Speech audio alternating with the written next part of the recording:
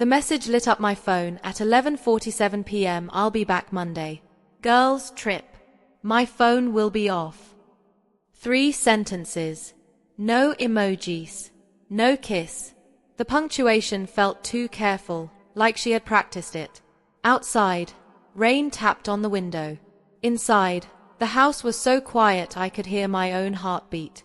I replied slowly, "Enjoy," and say hi to Steve from his wife.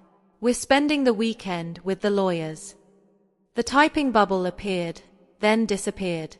It came back, then vanished for good. I didn't wait for a reply. I put the phone face down. Some moments don't need witnesses. The wine on the counter had gone bad. I poured it out and watched it run into the sink. It's strange how something meant to be enjoyed turns into waste once you see it clearly. I stood there, calm and steady, the kind of calm that comes when the worst truth finally shows itself. It didn't begin with anger. It began with absence. She was there in the rooms, but not in the space between our words. She laughed a little too late and touched me like she was following instructions. Her phone never left her hand, except when she placed it face down, always face down. I told myself it was stress, work, friends, anything except what my body already knew. Then there was Steve. His name drifted through our talks like background noise.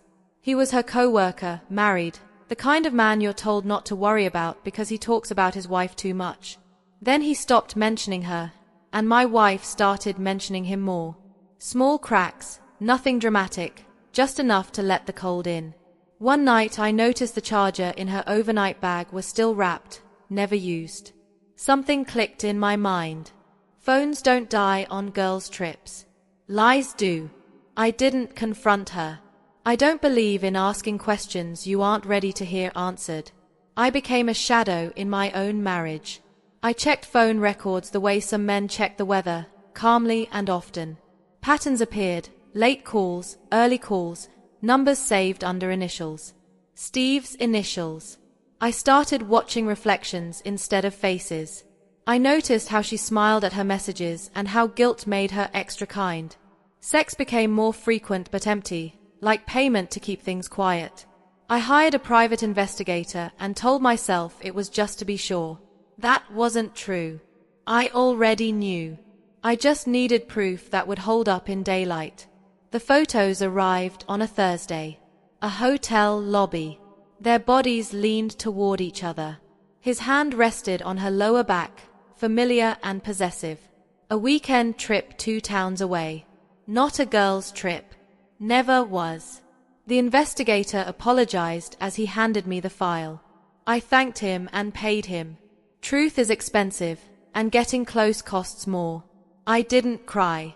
I didn't yell. I went to work, ate lunch, and kissed her goodbye that evening like a man with nothing left to lose. That night, while she slept, I copied everything. Messages, photos, dates, times. I printed them because paper makes lies feel real. On Friday morning, she kissed my cheek and said she loved me. I told her to have fun. The lawyers were already waiting when I arrived. Divorce has its own language, full of small print and legal terms. I listened, nodded, and signed where they told me to sign. My assets were protected. The timeline was set. The evidence was organized. I asked one question: would his wife see this?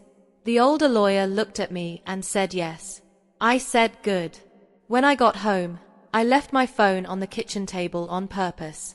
I wanted her to see it when she came back. I wanted her to know that silence does not always mean ignorance.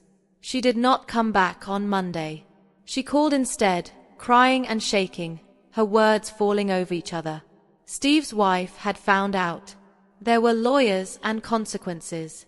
Steve was not answering her calls. I let her talk until she had nothing left to say. Then I spoke. I know. 2 words, calm and sharp. She asked how long I had known. I said long enough. She asked why I didn't stop her. I smiled, even though she couldn't see it. You were already gone. She came home that night with red eyes and smeared mascara. She reached for me, then stopped halfway, like someone who touched something hot once and remembered. I handed her the folder. She didn't open it. She didn't need to. I loved you, she whispered. I believed her, and that was the worst part. I know, I said. You just loved yourself more. She slid down the wall and cried, loud and out of control, like someone realizing the ground was gone. I stood there, still whole. I told her the marriage was over, the papers were filed, Steve's wife had everything, and there would be no talk, no forgiveness, no bargaining. She begged. I waited. When she was finished, I picked up my coat. As I closed the door behind me, I felt nothing pulling at my back. That's how I knew I was free.